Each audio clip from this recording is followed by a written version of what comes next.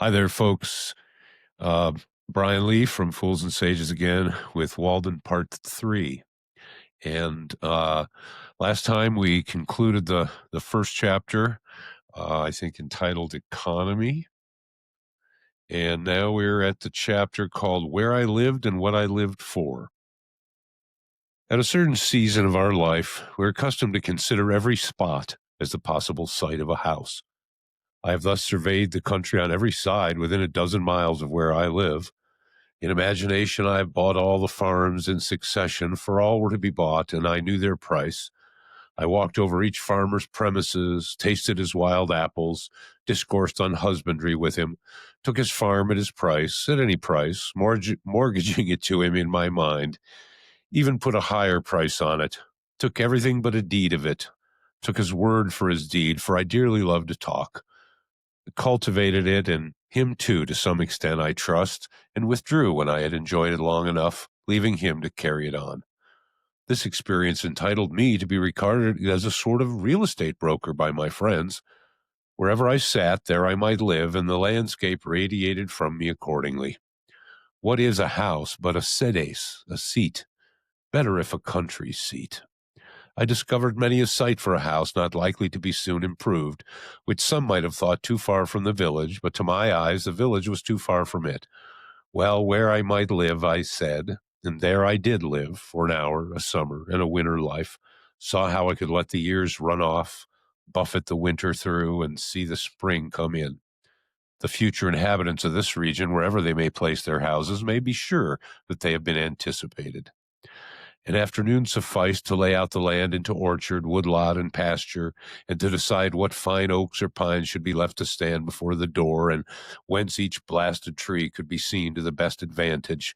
And then I let it lie, fallow perchance, for a man is rich in proportion to the number of things which he can afford to let alone. My imagination carried me so far that I even had the refusal of several farms. The refusal was all I wanted, but I never got my fingers burned by actual possession. The nearest that I came to actual possession was when I bought the Hollowell place and had begun to sort my seeds and collected materials with which to make a wheelbarrow to carry it on or off with. But before the owner gave me a deed of it, his wife, every man has such a wife, changed her mind and wished to keep it, and he offered me $10 to release him. Now, to speak the truth, I had but 10 cents in the world, and it surpassed my arithmetic to tell if I was that man who had 10 cents, or who had a farm, or $10, or all together. However, I let him keep the $10 and the farm too, for I had carried it far enough, or rather, to be generous, I sold him the farm for just what I gave for it, and as he was not a rich man, made him a present of $10 and still had my 10 cents and seeds and materials for a wheelbarrow left. I found thus that I had been a rich man without any damage to my poverty. But I retained the landscape, and I have since annually carried off what it yielded without a wheelbarrow. With respect to landscapes, quote, I am monarch of all I survey, my right there is none to dispute, unquote. I have frequently seen a poet withdraw, having enjoyed the most valuable part of a farm, while the crusty farmers supposed that he had got a few wild apples only. Why the owner does not know it for many years when a poet has put his farm in rhyme, the most admirable kind of invisible fence, has fairly impounded it, milked it, skimmed it, and got all the cream, and left the farmer only the skimmed milk. The real attractions of the Hollowell farm, to me, were its complete retirement, being about 2 miles from the village, half a mile from the nearest neighbor, and separated from the highway by a broad field, its bounding on the river, which the owner said protected it by its fogs from frost in the spring, though that was nothing to me. The gray color and ruinous state of the house and barn and the dilapidated fences, which put such an interval between me and the last occupant, the hollow and lichen-covered apple trees gnawed by rabbits, showing what kind of neighbors I should have. But above all, the recollection I had of it from my earliest voyages up the river, when the house was concealed behind a dense grove of red maples, through which I heard the house dog bark. I was in haste to buy it, before the proprietor finished getting out some rocks, cutting down the hollow apple trees, and grubbing up some young birches which had sprung up in the pasture, or in short, had made any more of his improvements. To enjoy these advantages, I was ready to carry it on, like Atlas, to take the world on my shoulders. I never heard what compensation he received for that.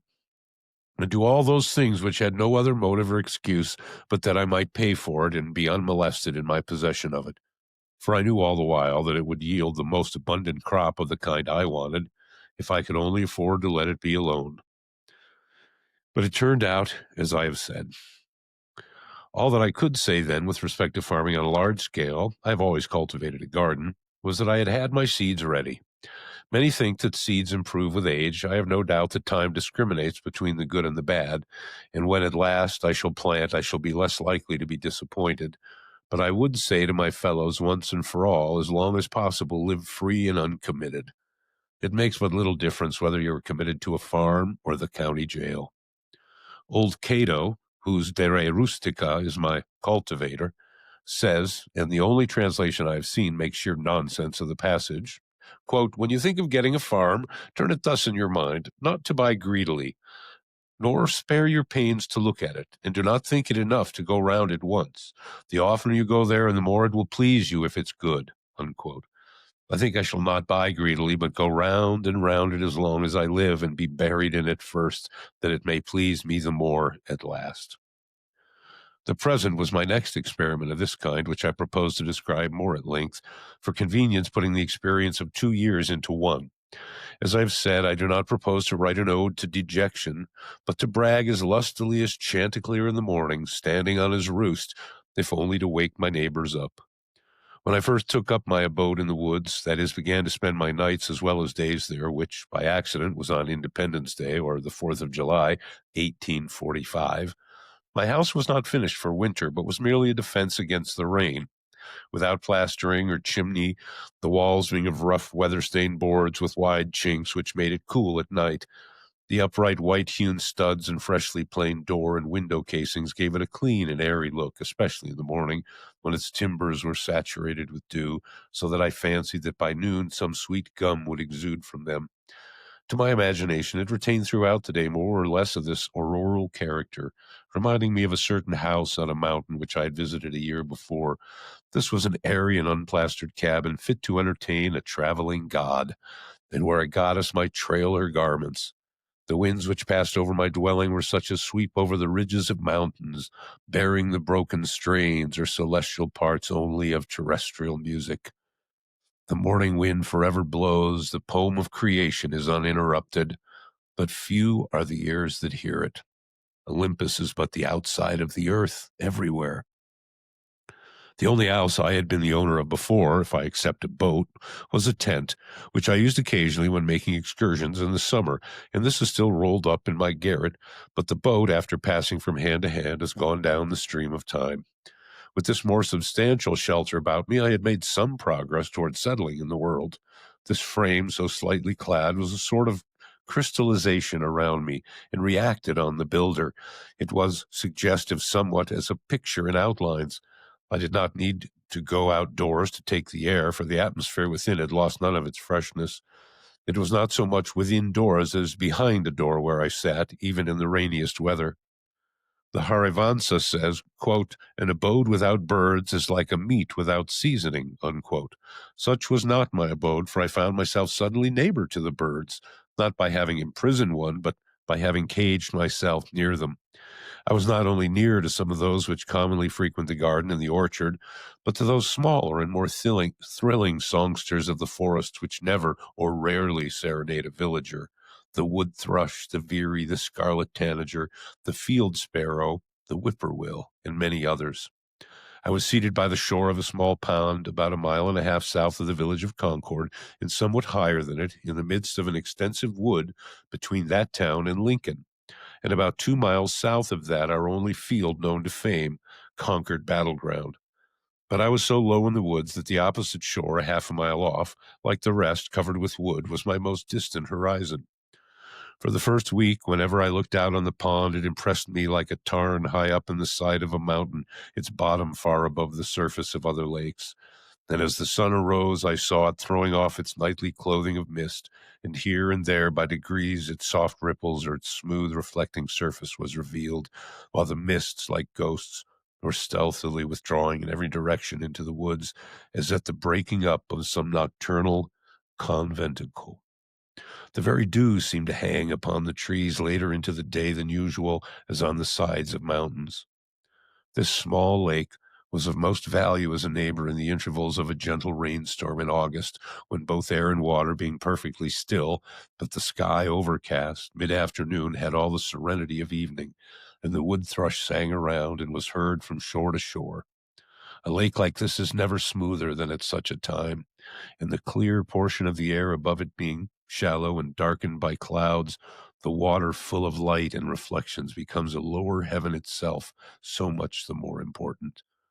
From a hilltop nearby, where the wood had been recently cut off, there was a pleasing vista southward across the pond, through a wide indentation in the hills which form the shore there, where their opposite sides sloping towards each other suggested a stream flowing out in that direction through a wooded valley, but stream there was none.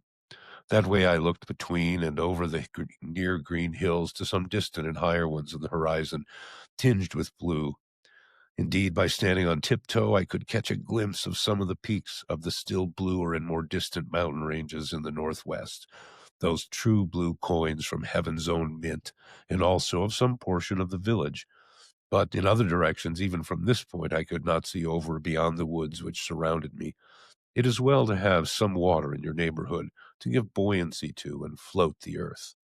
One value even of the smallest well is that when you look into it, you see that Earth is not a continent, but insular. This is as important as that it keeps butter cool.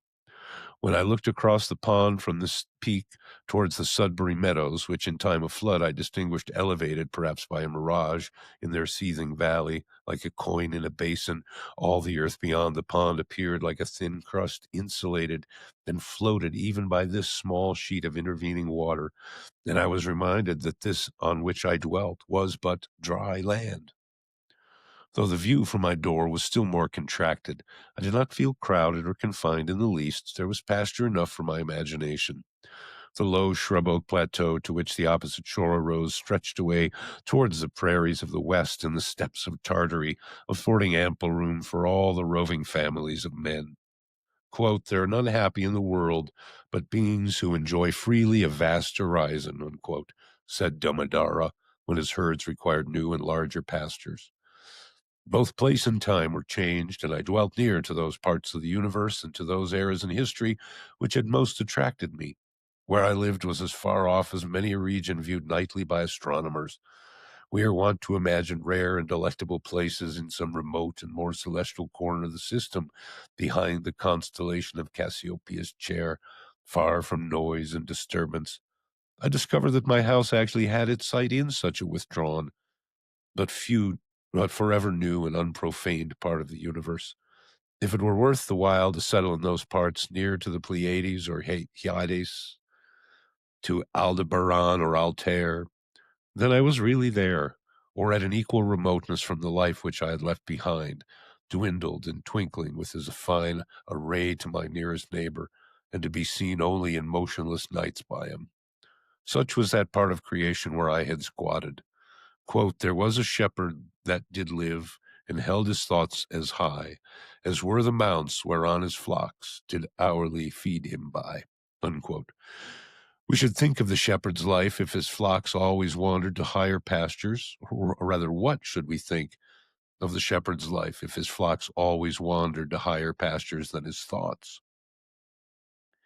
Every morning was a cheerful invitation to make my life of equal simplicity, and I may say innocence, with nature herself.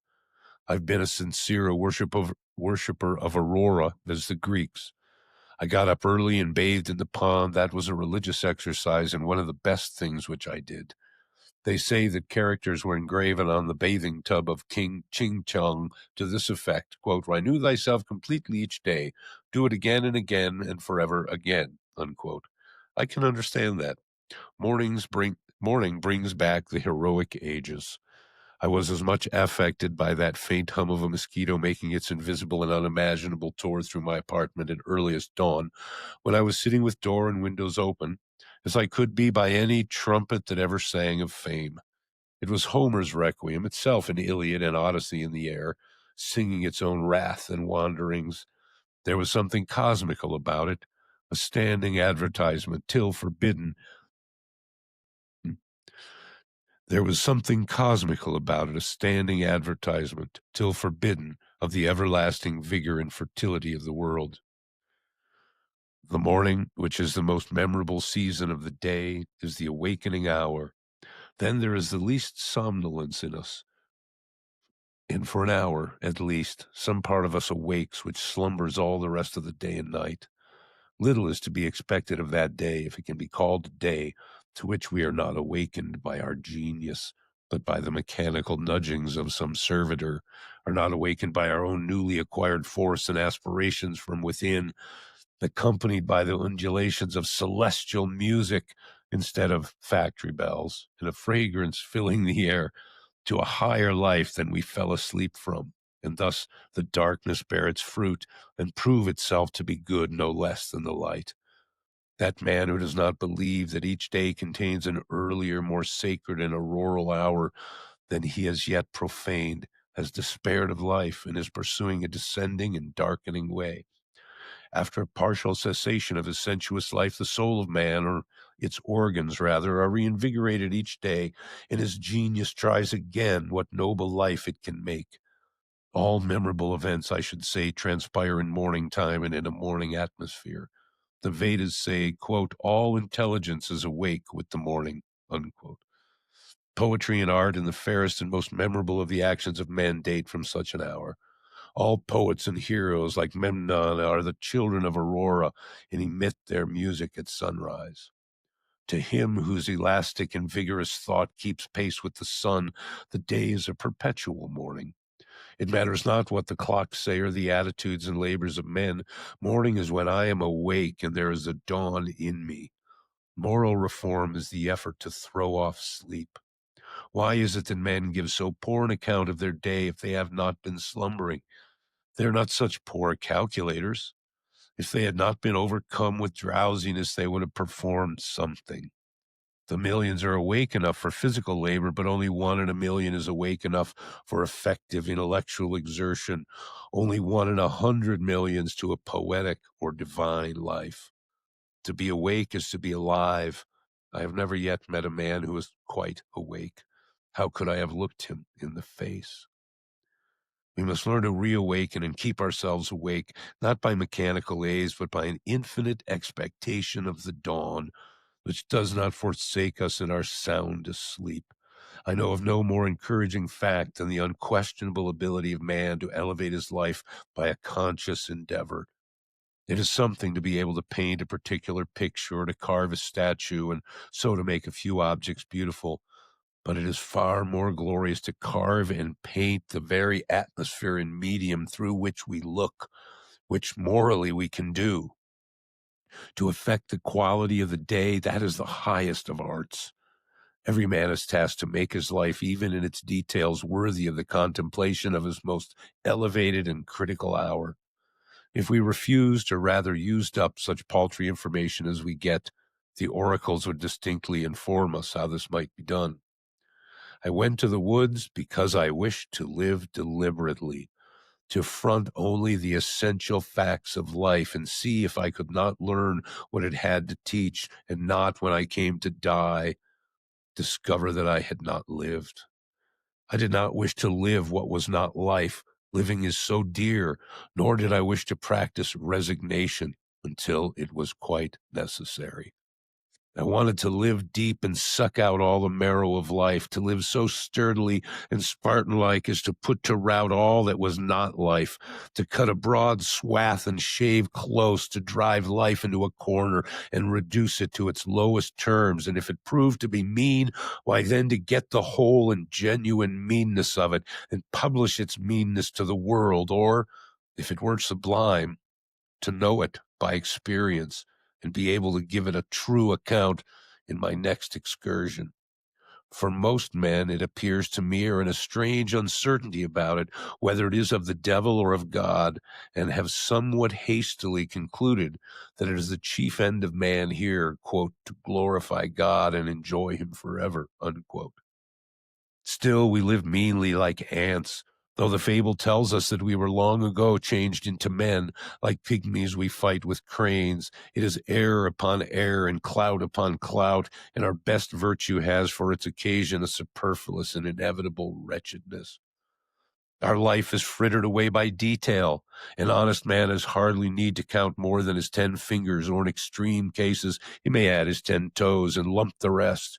Simplicity, simplicity, simplicity. I say, let your affairs be as 2 or 3, and not 100 or 1,000.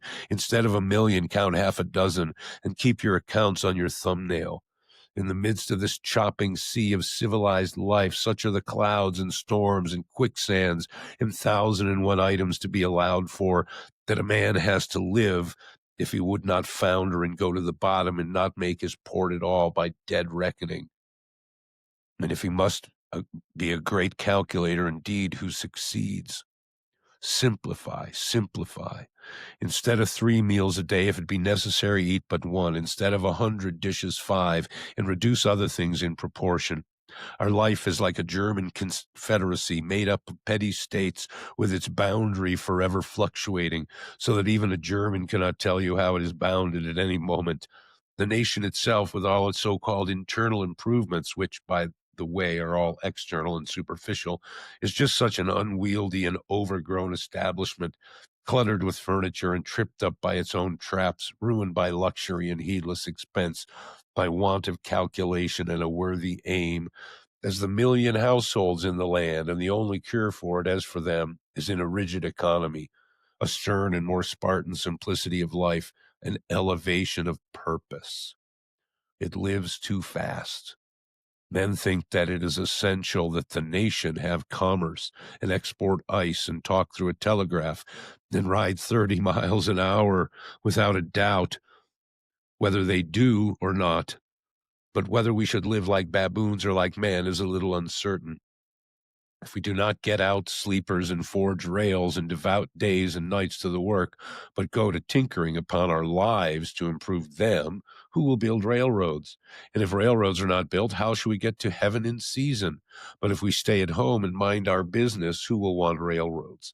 If we do not ride on the railroad, it rides upon us. Did you ever think what those sleepers are that underlie the railroad? Each one is a man, an Irishman or a Yankee man. The rails are laid on them, and they're covered with sand, and the cars run smoothly over them. They are sound sleepers, I assure you. And every few years, a new lot is laid down and run over, so that if some have the pleasure of riding on a rail, others have the misfortune to be ridden upon.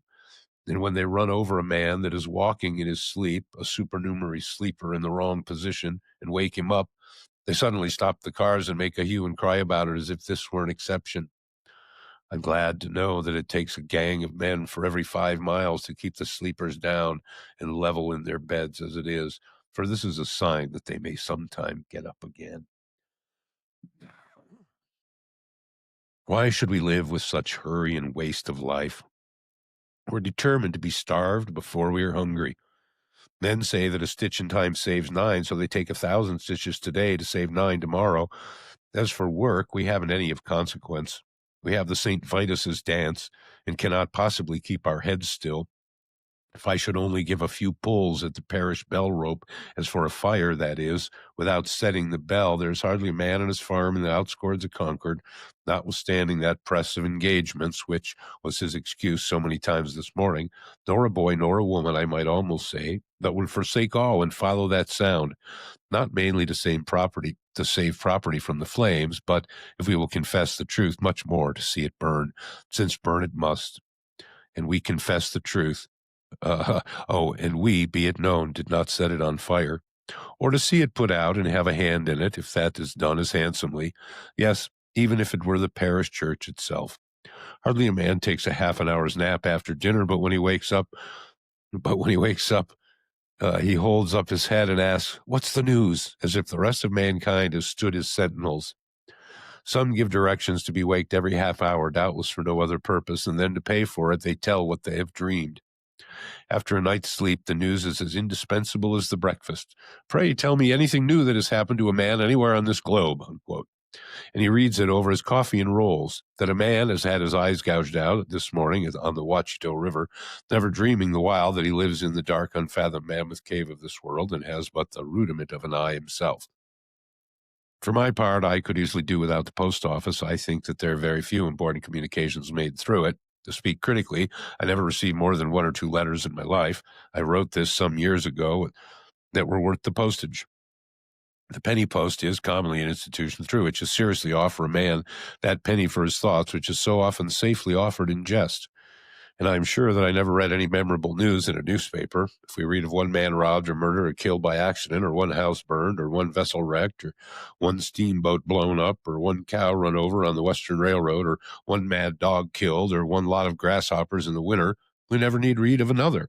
One is enough. If you're acquainted with the principle, what do I care for myriad instances and applications? To a philosopher, all news, as it is called, is gossip, and they who edit and read it are old women over their tea. Yet not a few are greedy after gossip. There was such a rush, as I hear, the other day at one of the offices to learn the foreign news by the last arrival, that several large squares of plate glass belonging to the establishment were broken by the pressure. News which I seriously think a ready wit might write a 12-month or 12 years beforehand with sufficient accuracy. As for Spain, for instance, if you knew how to throw in Don Carlos and the Infanta and Don Pedro and Seville and Granada from time to time in the right proportions, they may have changed the names a little since I saw the papers, and served up a bullfight when the other entertainments fail. It'll be true to the leather and give us as good an idea of the exact state or ruin of things in Spain as the most succinct and lucid reports under this head of the newspapers. And as for England, almost the last significant scrap of news from that quarter was the Revolution of 1649.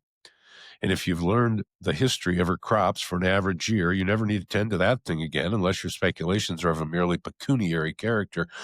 If one may judge who rarely looks into the newspapers, nothing new does ever happen in foreign parts, a French Revolution not excepted. What news? How much more important to know what it is that which was never old. Qiu Heiyu, great dignitary of the state of Wei, sent a man to Chung Tzu to know his news. Kung Tzu caused the messenger to be seated near him and questioned him in these terms: "What is your master doing?" The messenger answered with respect, "My master desires to diminish the number of his faults, but he cannot come to the end of them." The messenger being gone, the philosopher remarked, "What a worthy messenger! What a worthy messenger!" The preacher, instead of vexing the ears of drowsy farmers on their day of rest at the end of the week, for Sunday is the fit conclusion of an ill-spent week, and not the fresh and brave beginnings of a new one, with this one other draggle tail of a sermon, should shout with thundering voice, "Pause, avast! Why so seeming fast, but deadly slow? Shams and delusions are esteemed for soundest truths, while reality is fabulous. If men would steadily observe realities only and not allow themselves to be deluded, life, to compare it with such things as we know, would be like a fairy tale in the Arabian Nights entertainments. If we respected only what is inevitable and has a right to be, music and poetry would resound along the streets. When we are unhurried and wise, we perceive that only great and worthy things have any permanent or absolute existence, that petty fears and petty pleasures are but the shadow of the reality. This is always exhilarating and sublime. By closing the eyes and slumbering and consenting to be deceived by shows, men establish and confirm their daily life of routine and habit everywhere, which still is built on purely illusory foundations. Children who play life discern its true law and relations more clearly than men who fail to live it worthily, but who think that they're wiser by experience, that is, by failure. I've read in a Hindu book that, quote, there was a king's son who, being expelled in infantry from his native city, was brought up by a forester, and growing up to maturity in that state, imagined himself to belong to the barbarous race with which he lived. One of his father's ministers, having discovered him, revealed to him what he was, and the misconception of his character was removed, and he knew himself to be a prince. So soul, continues the Hindu philosopher, from the circumstances in which it is placed, mistakes its own character until the truth is revealed to it by some holy teacher, and then it knows itself to be Brahman. Unquote. I perceive that we inhabitants of New England live this mean life that we do because our vision does not penetrate the surface of things. We think that that is which appears to be. If a man should walk through this town and see only the reality, where, think you, would the mill dam go to? If he should give us an account of the realities he beheld there, we should not recognize the place in his description. Look at a meeting house or a courthouse or a jail or a shop or a dwelling house and say what that thing really is before a true gauge, and they would all go to pieces in your account of them. Men esteem truth remote in the outskirts of the system, behind the farthest star, before Adam and after the last man. And eternity there is indeed something true and sublime. But all these times and places and occasions are now and here. God himself culminates in the present moment and will never be more divine in the lapse of all the ages. And we are enabled to apprehend all at all what is sublime and noble only by the perpetual instilling and drenching of the reality that surrounds us. The universe constantly and obediently answers to our conceptions. Whether we travel fast or slow, the track is laid for us. Let us spend our lives in conceiving, then. The poet or the artist never yet had so fair and noble a design, but some of his posterity at least could accomplish it. Let us spend one day as deliberately as nature, and not be thrown off the track by every nutshell and mosquito's wing that falls on the rails. Let us rise early and fast, or break fast, gently and without perturbation. Let company come and let company go. Let the bells ring and the children cry, determined to make a day of it. Why should we knock under and go with the stream? Let us not be upset and overwhelmed in that terrible rapid and whirlpool called a dinner, situated in the meridian shallows. Weather this danger and you're safe, for the rest of the way is downhill. With unrelaxed nerves, with morning vigor, sail by it, looking another way, tied to the mast like Ulysses. If the engine whistles, let it whistle till it's hoarse for its pains. The bell rings, why should we run? We will consider what kind of music they are like. Let us settle ourselves. This, I'm going to pause here because this is my favorite sentence in the English language. This is a footnote. This is an amazing sentence. Okay, here we go. Let us settle ourselves and work and wedge our feet downward through the mud and slush of opinion and prejudice and tradition and delusion and appearance, that alluvion which covers the globe, through Paris and London, through New York and Boston and Concord, through church and state, through poetry and philosophy and religion, till we come to a hard bottom and rocks in place which we can call reality, and say, this is, and no mistake, and then begin, having a point d'appui, below freshet and frost and fire, a place where you might found a wall or a state, or set a lamp post sapely, or perhaps a gauge, not a nihilometer, but a realometer, that future ages might know how deep a freshet of shams and appearances had gathered from time to time. If you stand right fronting and face to face to a fact, you will see the sun glimmer on both its surfaces as if it were a scimitar, and feel its sweet edge dividing you through the heart and marrow, and so you will happily conclude your mortal career. Be it life or death, we crave only reality. If we are really dying, let us hear the rattle in our throats and feel cold in the extremities. If we are alive, let us go about our business. Time is but the stream I go a-fishing in. I drink at it, but while I drink, I see the sandy bottom and detect how shallow it is. Its thin current slides away, but eternity remains. I would drink deeper, fish in the sky whose bottom is pebbly with stars. I cannot count one. I know not the first letter of the alphabet. I've always been regretting that I was not as wise as the day I was born. The intellect is a cleaver. It discerns and rifts its way into the secret of things. I do not wish to be any more busy with my hands than is necessary. My head is hands and feet. I feel all my best faculties concentrated in it. My instinct tells me that my head is an organ for burrowing, as some creatures use their snout and forepaws, and with it I would mine and burrow my way through these hills. I think that the richest vein is somewhere hereabouts. So by the divining rod and thin rising vapors I judge, and here I will begin to mine. And that is the end of where I lived and what I lived for. Yes. And the end of part 3. See you next time.